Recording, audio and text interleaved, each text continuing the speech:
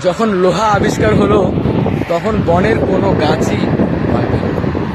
আবার যখন সেই লোহা দিয়ে কুড়োল বানানো হলো তখনও বনের কোনো গাছই ভয় পেল না।